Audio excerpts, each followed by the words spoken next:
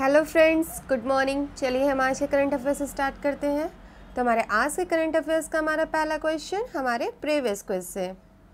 चौथे मुंबई अंतर्राष्ट्रीय शतरंज टूर्नामेंट 2018 का खिताब किसने जीता? हमारे ऑप्शन से A grand master Rishi Sardana, B grand master AI Muthaiah, C grand master Tran Tuan Minh, D grand master Abhimanyu Puranik. इसका सही जवाब है ग्रैंड मास्टर ऋषि सरदाना। वह एक ऑस्ट्रेलियाई खिलाड़ी हैं और सरदाना ने 9वें और अंतिम दौर में भारत के अंतर्राष्ट्रीय मास्टर AI मुथैया को हराया है। हमारा अगला क्वेश्चन, भारत ने किस देश में सिस्तान बलूचिस्तान प्रांत में स्थित रणनीतिक दृष्टि से महत्वपूर्ण चाबहार बंदरगाह के परिचालन का दायित्व संभाल लिया है? हमारे ऑप्शन से ए ईरान, बी नेपाल, सी चीन, डी रूस। इसका सही जवाब है ईरान।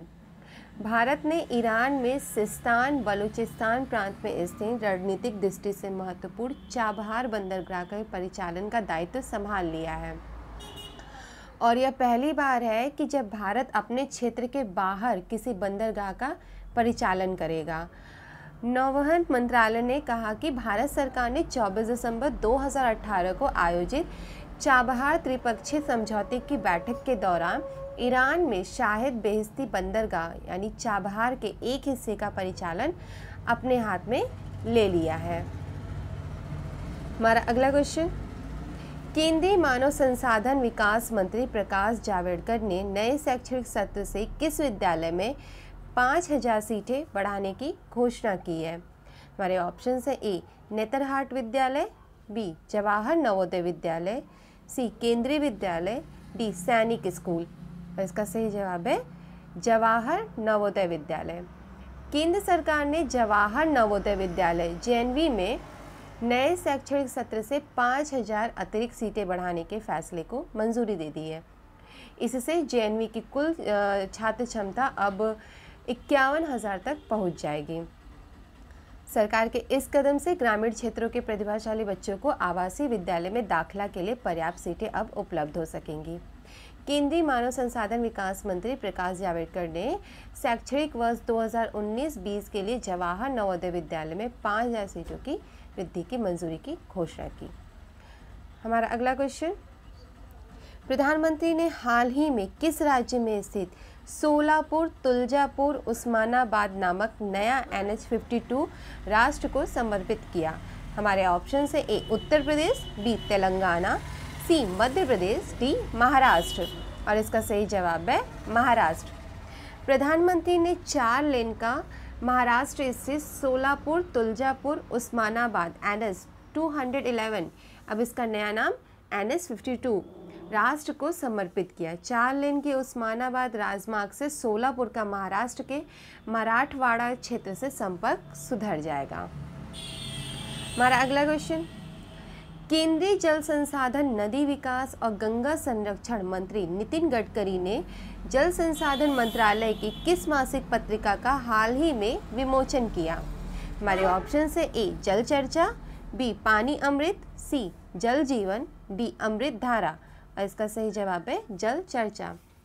केंद्रीय जल संसाधन नदी विकास और गंगा संरक्षण मंत्री नितिन गडकरी ने कहा कि पूरे विश्व में जल संरक्षण पर कार्य करने की ज़रूरत है।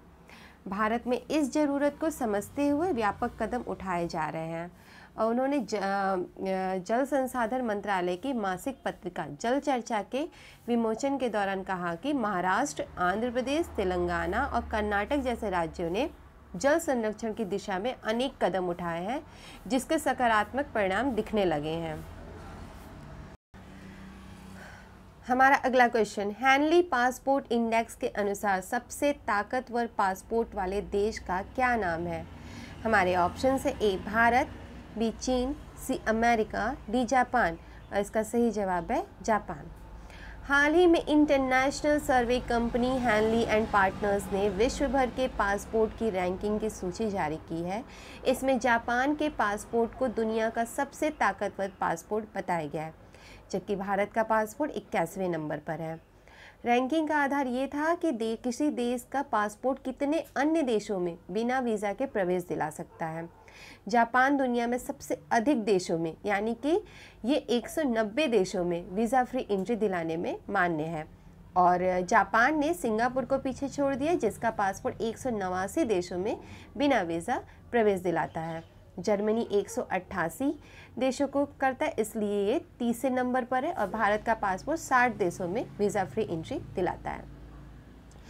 हमारा अगला क्वेश्चन, येलो वेस्ट आंदोलन आजकल यूरोप में चर्चा में बना हुआ है। इसका आरंभ किस देश से हुआ था? हमारे ऑप्शन है A Britain, B Germany, C France, D Belgium. और इसका सही जवाब है फ्रांस। फ्रांस में तेल की कीमतों में बढ़ोतरी के बाद प्रदर्शनकारी पीले रंग की जैकेट पहनकर सड़कों पर उतर आए और आंदोलन करने लगे। तो इस प्रकार पीले रंग की जैकेट पहनकर आंदोलन किए जाने के कारण ही इसका नाम येलो वेस्ट आंदोलन रखा गया है।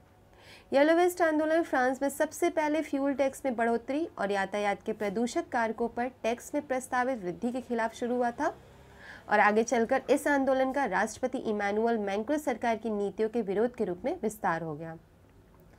फ्रांस सरकार को प्रदर्शनकारियों को शांत कराने के लिए आपातकालीन योजना पेश करनी पड़ी जिसके तहत न्यूनतम मजदूरी 100 यूरो बढ़ाने की घोषणा की गई। हमारा अगला क्वेश्चन, प्रसार भारती ने निम्नलिखित में से आकाशवाणी की किस सेवा को निजी चैनलों को प्रसारित करने की अनुमति दी है? हमारे ऑप्शन है ए सांध्य कार्यक्रम, बी समाचार, सी लोक रुचि कार्यक्रम, डी कला शिल्प कार्यक्रम।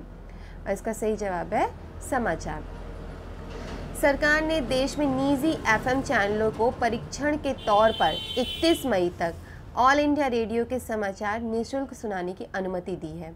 और सूचना एवं प्रसारण मंत्रालय द्वारा जारी विज्ञप्ति के अनुसार निजी एफएम रेडियो प्रसारणकर्ताओं को समाचार कार्यक्रम में दी गई बुलेटिनों की सूची के तहत AIR समाचार की अंग्रेजी और हिंदी बुलेटिन प्रसारित करने की अनुमति देती है। इस घोषणा करते हुए केंद्रीय सूचना एवं प्रसारण राज्य एवं युवा मामले तथा खेल मंत्री कर्नल राज्यवर्धन सिंह राठौर ने कहा कि सहयोगात्मक प्रयासों से देश के नागरिक जागरूक, शिक्षित और सशक्त हो गए। हमारा अगला क्वेश्चन, सुप्रीम कोर्ट ने किस राज्य के तूतीकोरिन में स्थित स्टरलाइट संयंत्र को दोबारा खोलने के राष्ट्रीय हरित अधिकरण NGT के आदेश पर रोक लगाने से इनकार कर दिया है? हमारे ऑप्शन है ए बिहार, बी पंजाब, सी तमिलनाडु, डी कर्नाटक। और इसका सही जवाब है तमिलनाडु। उच्चतम न्यायालय ने राष्ट्रीय हरित अधिकरण NGT के आदेश पर रोक लगाने से इनकार करके तूतीकोरिन में वेदांता के स्टरलाइट तांबा संयंत्र को दोबारा खोले जाने का रास्ता साफ कर दिया है और NGT ने स्टरलाइट संयंत्र को बंद करने के तमिलनाडु सरकार के फैसले को निरस्त कर दिया।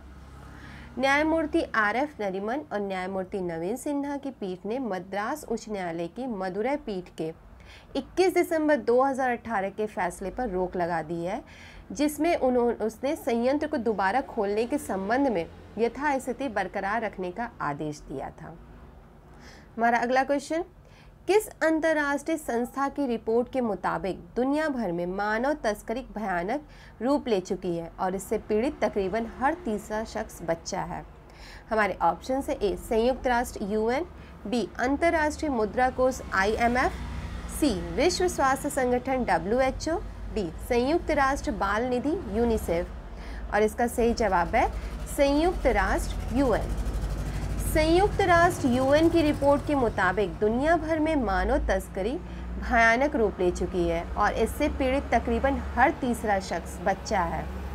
UN की एक नई रिपोर्ट के अनुसार यूरोप के कई हिस्सों में भारत सहित कई दक्षिण एशियाई देशों के तस्करी पीड़ितों का पता चला है और इससे स्पष्ट हो जाता है कि मानव तस्करी अब भयावह रूप ले चुका है।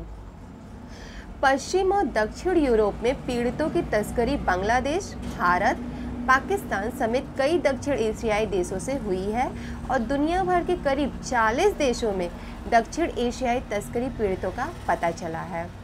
और इनके रिपोर्ट के अनुसार तस्करी के शिकार हुए लोगों में अब 30% बच्चे शामिल हैं जिनमें लड़कों की तुलना में लड़कियों की संख्या कहीं अधिक होती है। हमारा अगला क्वेश्चन, कांग्रेस ने निम्न में से किसे महिला कांग्रेस की पहली ट्रांसजेंडर राष्ट्रीय महासचिव नियुक्त किया है? हमारे ऑप्शन है ए अप्सरा रेड्डी, बी प्रतिमा रेड्डी, सी मीना सोलंकी, डी मोहिनी सचदेवा। और इसका सही जवाब है अप्सरा रेड्डी। कांग्रेस अध्यक्ष राहुल गांधी ने ट्रांसजेंडर अप्सरा रेड्डी को महिला इकाई का राष्ट्रीय महासचिव नियुक्त किया है। ये जर्नलिस्ट और एक्टिविस्ट हैं अप्सरा रेड्डी। ऑस्ट्रेलिया और लंदन से इन्होंने पढ़ाई की है। कांग्रेस ज्वाइन करने से पहले AIADMK और BJP में भी यह रह चुकी हैं और कांग्रेस पार्टी ने ट्रांसजेंडर अप्सरा रेड्डी को पार्टी की महिला इकाई का राष्ट्रीय महासचिव बनाया है। हमारा अगला क्वेश्चन, हॉटस्टार के किस पूर्व CEO ने फेसबुक इंडिया के उपाध्यक्ष और MD का कार्यभार संभाल लिया है? हमारे ऑप्शन है ए मोहन सचदेवा, बी अजित मोहन, सी कुमार सोलंकी, डी मोहन प्रभाकर। इसका सही जवाब है अजित मोहन। हमारा अगला क्वेश्चन, विश्व बैंक ने ग्लोबल इकोनॉमिक प्रोस्पेक्ट्स रिपोर्ट जारी करते हुए कहा कि 2019-20 के दौरान भारतीय अर्थव्यवस्था कितने प्रतिशत की दर से बढ़ेगी और दुनिया में सबसे तेजी से बढ़ती अर्थव्यवस्था बनी रहेगी? हमारे ऑप्शन से 8.5%, बी 5.5%, सी 7.5%, डी 7.1%। इसका सही जवाब है 7.5%। वर्ल्ड बैंक ने एक रिपोर्ट में यह जारी किया है कि जिसमें अनुमान लगाया है कि भारत 2018 से 19 में दुनिया में सबसे तेज़ी से बढ़ती अर्थव्यवस्था वाला देश बना रहेगा और चालू वित्तीय वर्ष यानी 2018-19 के दौरान भारत का सकल घरेलू उत्पाद GDP 7.3% की दर से बढ़ेगा। दूसरी ओर भारत की तुलना में चीन का विकास दर 6.3% ही रहने की उम्मीद है, जो 2018 में 6.5% रही थी। और वर्ल्ड बैंक प्रोस्पेक्ट्स ग्रुप के डायरेक्टर अहान कोस ने बताया कि निवेश में तेजी आने और खपत के कारण हमें उम्मीद है कि वित्त वर्ष 2018-19 में भारत की GDP 7.3% रहेगी, जबकि 2019 और 20 में वृद्धि के साथ 7.5% हो जाएगी। हमारा अगला क्वेश्चन, खोजी पत्रकारिता के लिए Ramnath Goenka excellence in journalism award किसे प्रदान किया गया है? हमारे ऑप्शन से ए राहुल कोटियाल, बी S विजय कुमार, सी रविश कुमार, डी बिपाशा मुखर्जी। और इसका सही जवाब है S विजय कुमार। S विजय कुमार को खोजी पत्रकारिता के लिए Ramnath Goenka excellence in journalism award दिया गया है और राहुल कोटियाल को प्रिंट मीडिया के लिए पुरस्कार दिया गया है और वहीं रविश कुमार को टीवी पत्रकारिता के लिए और बिपाशा मुखर्जी को उनके स्पोर्ट्स कैटेगरी में यह पुरस्कार दिया गया है। तो हमारा आज का करंट अफेयर्स यहीं तक। हमारा आज का क्विज है, हाल ही में कौन सा देश ऑस्ट्रेलिया में टेस्ट श्रृंखला जीतने वाला पहला एशियाई देश बना? हमारे ऑप्शन से ए चीन, B America, C Japan, D Bharat. आप अपना सही जवाब हमारे कमेंट बॉक्स में ज़रूर लिखिएगा। हमारा वीडियो कैसा लगा ये भी ज़रूर बताइएगा और इसे लाइक, शेयर और सब्सक्राइब भी ज़रूर करिएगा। Thank you. Have a good day.